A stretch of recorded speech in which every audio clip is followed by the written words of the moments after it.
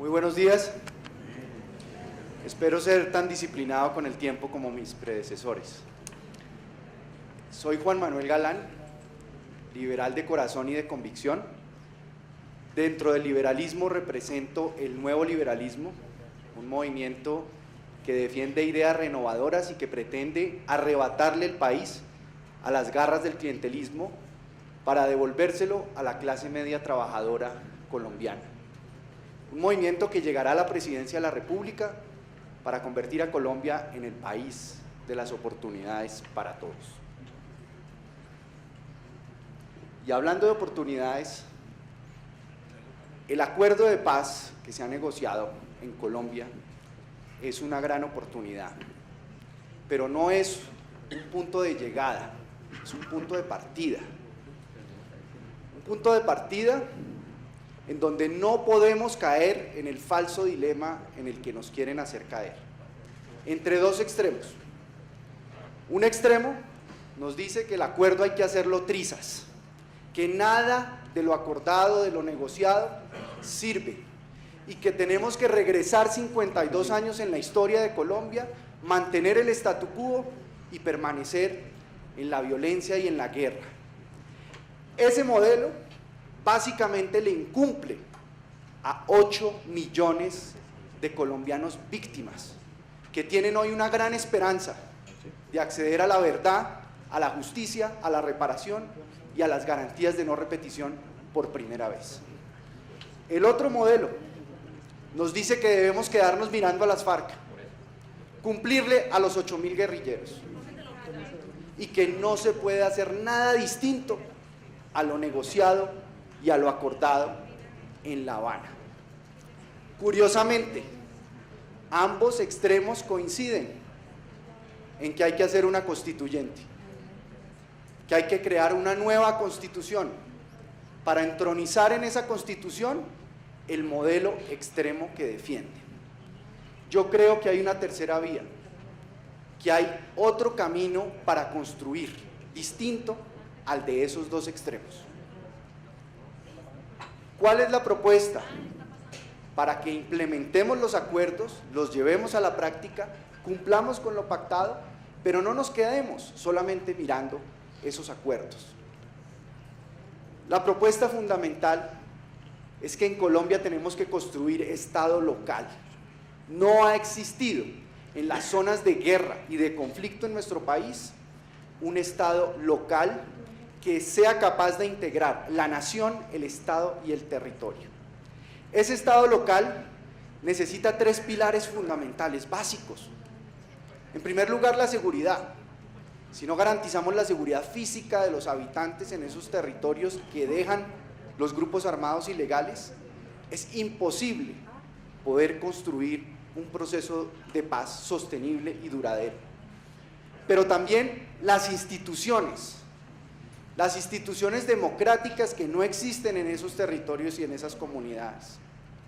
Si nosotros no tenemos en toda Colombia un sistema electoral libre, justo, competitivo, confiable, si no tenemos un Estado social de derecho que sea capaz de impartir justicia, si no tenemos una sociedad civil fuerte y organizada, si no tenemos una prensa libre e independiente, si no tenemos garantías para que se exprese la oposición en el nivel territorial y local, es absolutamente imposible que el Estado haga una presencia territorial fuerte que permita construir la paz y garantizar la legitimidad de las instituciones. Pero para eso se requiere la inclusión y la participación de los ciudadanos. Esas son 3 condiciones básicas para una transición feliz, efectiva, exitosa de la guerra hacia la paz. Instituciones, seguridad y participación de la gente, construcción de una sociedad civil territorial sólida. Tenemos un asfixiante centralismo bogotano en Colombia. A mí me da dolor realmente ver la situación indigna de los alcaldes y gobernadores de Colombia, que en lugar de dedicarse a gobernar en sus territorios, pasan la mayoría de su tiempo, diría yo el 80% de su tiempo, mendigando en Bogotá. visitando ministerios, visitando entidades públicas del gobierno nacional para que les regalen o les hagan el favor de financiarles un proyecto, de darles una partida presupuestal para una carretera, para unos kilómetros de vía terciaria o para financiar un centro de convivencia y de recreación en su municipio. Los alcaldes tienen que recuperar su capacidad de manejar el destino de sus comunidades y de sus territorios, de gobernar donde deben estar. Superar ese asfixiante centralismo bogotano que es el modelo de Estado y de instituciones que tenemos hoy en Colombia. Colombia conectada. Si queremos que el proceso de paz sea exitoso, tenemos que tener una sola Colombia conectada, con vías terciarias. Cuando visitamos las comunidades y visitamos esos territorios, lo que más demanda la gente a gritos, esperanzada, es una carretera que les permita comunicarse, que les permita circular, que les permita sacar sus productos, que genere seguridad, que genere desarrollo, que genere prosperidad. Unas grandes áreas de nuestro país todavía no tienen acceso a la tecnología, no tienen acceso al internet, a la conectividad mínima que requieren para integrarse en el proceso de desarrollo nacional. El narcotráfico.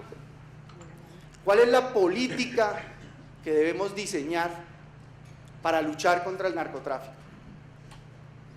No podemos seguir creyendo que fumigando a los campesinos vamos a erradicar el narcotráfico. Tenemos que darle a los narcotraficantes donde les duele, que es en el bolsillo, es en su negocio, es en su estructura criminal. Desmantelar las estructuras criminales y delincuenciales del narcotráfico quiere decir que la fuerza pública debe concentrarse en los cristalizaderos, que es donde se concentra el negocio y el poder adquisitivo de los criminales dedicados al narcotráfico. Las fumigaciones y la evidencia demuestra no funcionan, no han dado los resultados prometidos. Aquí tenemos que tener un enfoque de salud pública y de derechos humanos como una nueva política de drogas. Paso a la segunda pregunta. ¿Cómo hacer crecer a Colombia? ¿Cómo poder, está equivocada aquí la pregunta, es en relación con la economía, la segunda pregunta. Miren el panorama del crecimiento en los últimos años en Colombia. Ese panorama de crecimiento que nosotros tenemos en Colombia es primero un crecimiento inestable, es un crecimiento absolutamente volátil, es un crecimiento dependiente del sector de la minería, del sector del petróleo, de la economía extractiva o de los recursos naturales no renovables. Ese crecimiento tenemos que transformarlo en un crecimiento inclusivo, porque es profundamente desigual nuestro crecimiento. Nuestro crecimiento en este momento tiene un coeficiente de Gini de ingresos del 0.55, donde, como ustedes muy bien saben, el coeficiente de Gini, si es 1 es desigualdad absoluta y si es 0 es igualdad absoluta. El 0.55 es el coeficiente de Gini de ingresos en nuestro país, y en la tierra, en la propiedad de la tierra, y eso ya se dijo, el coeficiente de Gini es del 0.88 o 0.90 más o menos, está llegando allí. ¿En qué consiste el crecimiento inclusivo? En que la gente esté en el centro, pero en que podamos beneficiar a las empresas, a todas las regiones y a todos los sectores de la economía. No solamente a la economía extractiva, porque nuestro crecimiento, si depende del precio del petróleo, si depende de los recursos naturales no renovables, pues no es un crecimiento realmente sostenido. ¿Contra qué nos podemos comparar? Colombia pretende hacer parte del club de la OCDE. Queremos llegar a ser miembro de la OCDE. Pues vamos a compararnos un poco con la OCDE. La propuesta es 6 frentes de crecimiento inclusivo. El primero, tenemos que abrirnos a nuevos mercados. ¿Qué quiere decir abrirnos a nuevos mercados? No quiere decir empezar a importar y a importar productos de todos los países. No, cuando yo hablo de abrirnos a otros mercados, quiere decir exportar, porque si nosotros no exportamos, no vamos a poder crecer. El 15% de nuestro PIB son las exportaciones, cuando en la OCDE es el 50%. Los países de la OCDE en promedio exportan el 50%, nosotros exportamos el 15%. Pero 80% de nuestras exportaciones están concentradas en los productos naturales no renovables y que tienen poco o escaso valor agregado. Las MIPYMES, el 99% de las empresas del país son pequeñas y medianas empresas. Esa es la clase media de Colombia, empresarial. Es donde está el 70% del empleo y donde se produce el 30% del PIB. Pero ¿cuál es el problema? Que el 50% de esas empresas son informales. Formalizar las MIPYMES para garantizarles acceso a crédito y asistencia técnica es un reto definitivo para este sector empresarial. El empleo productivo. ¿En qué consiste el empleo productivo? Nosotros tenemos un alto desempleo en Colombia, 10%. A veces nos enorgullecemos, o algunos se enorgullecen, de que el desempleo en Colombia es 10%, y a veces llega a ser un dígito. Bueno, el 40% es subempleo, y el 50% de esos empleos están en la informalidad. Nosotros necesitamos generar una fuerza laboral productiva, una fuerza laboral educada, una fuerza laboral formada para el trabajo, donde le pongamos un énfasis decidido a la educación técnica y tecnológica, donde haya pertinencia entre lo que pide el mercado laboral, lo que necesitan las empresas y la mano de obra en cómo se forma. El sistema alemán, el sistema dual, es un buen ejemplo de cómo se puede generar una sinergia entre el sector empresarial, el sector privado y la educación técnica y tecnológica. Necesitamos también mejorar nuestros mercados laborales, es decir, hacer que la oferta y la demanda laboral realmente se encuentren, porque esa es una gran distorsión que tenemos en Colombia. La innovación, aquí se ha mencionado la innovación. ¿Saben ustedes cuánto invertimos nosotros de nuestro PIB en innovación? El 0.5%, mientras que la OCDE invierte en promedio el 2%. La inversión privada también es muy baja. Esto no es una sola responsabilidad del Estado y del sector público invertir en innovación. Las empresas tienen que invertir también en innovación. Pero apenas el 15% de nuestras empresas invierten en innovación. Y para innovar, queremos incrementar el gasto público, una política de libre competencia que rompa los monopolios que hay en Colombia. En Colombia la libre competencia no está garantizada. Mejorar el sistema de patentes, que es tremendamente engorroso, dispendioso, lleno de trámites, costoso para la gente poder patentar. Y unas alianzas fuertes entre el sector privado, la academia y el Estado. Eso en materia de innovación. Pero hablemos de impuestos y gasto público. En Colombia no podemos hacer una transformación en materia de igualdad si no tocamos los impuestos y el gasto público. Y aquí sí que hay un sistema clientelista absoluto. A veces se cree que el clientelismo viene solo de la política. Pues yo les quiero decir que no viene solo de la política, viene del sector empresarial también. Nuestra legislación tributaria y fiscal es una colcha de retazos de intereses particulares, donde se ha desdibujado por completo el interés público y el interés general de los colombianos. Ustedes no se imaginan cuando hay una reforma tributaria en el Congreso, cómo llegan las hordas de lobistas a defender su parcela, su pedazo de exención tributaria, sin pensar en una reforma tributaria integral, que beneficie el interés público, que mejore las condiciones de igualdad en nuestro país. Eso lo tenemos que corregir si queremos tener un país de oportunidades y un país mucho más justo. Los impuestos son ineficientes y son inequitativos. El recaudo tributario en Colombia es del 15% del PIB, mientras que la OCDE el promedio es el 35%. Hay una sobrecarga del sector empresarial, mientras que las personas particulares, sobre todo las más ricas, pagan muy poco. Necesitamos bajarle los impuestos a las empresas para promover la inversión. Las tasas, en algunos casos, para algunas empresas, están llegando al 70%, y las exenciones nos cuestan en Colombia al año 10 billones de pesos. Las personas más ricas deben proporcionalmente pagar más. El 1% del Producto Interno Bruto de Colombia es lo que pagan las personas más ricas, mientras que en la OCDE es el 9%. La evasión y la elusión nos está costando a los colombianos 30 billones de pesos al año. Tenemos también que focalizar mucho mejor el gasto público.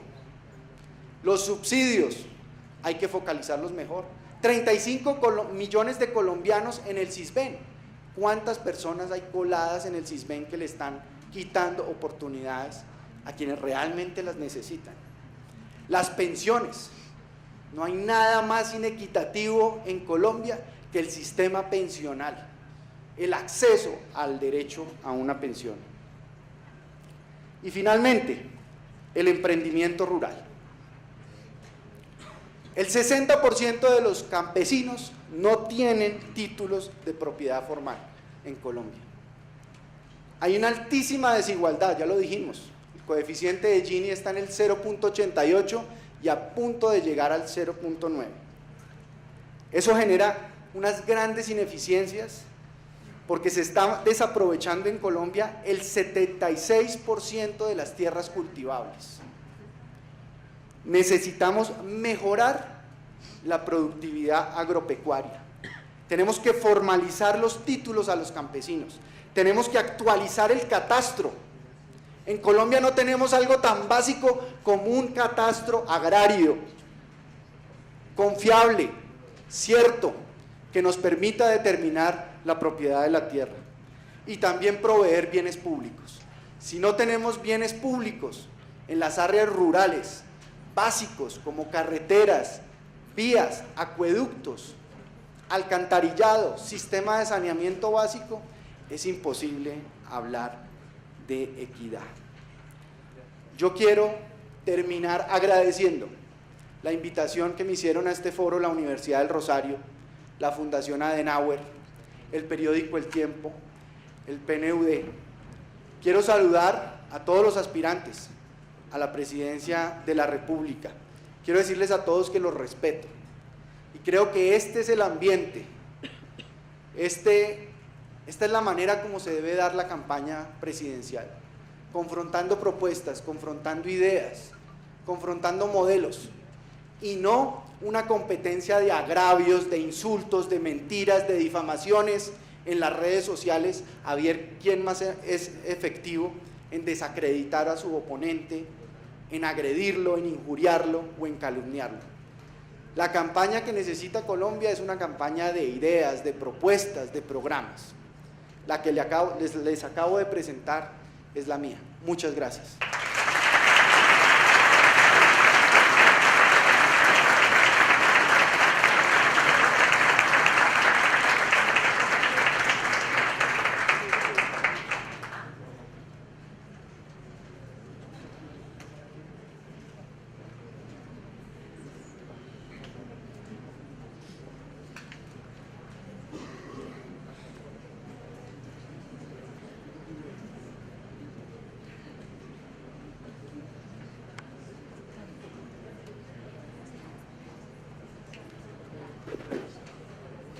Bueno, continuamos con el foro.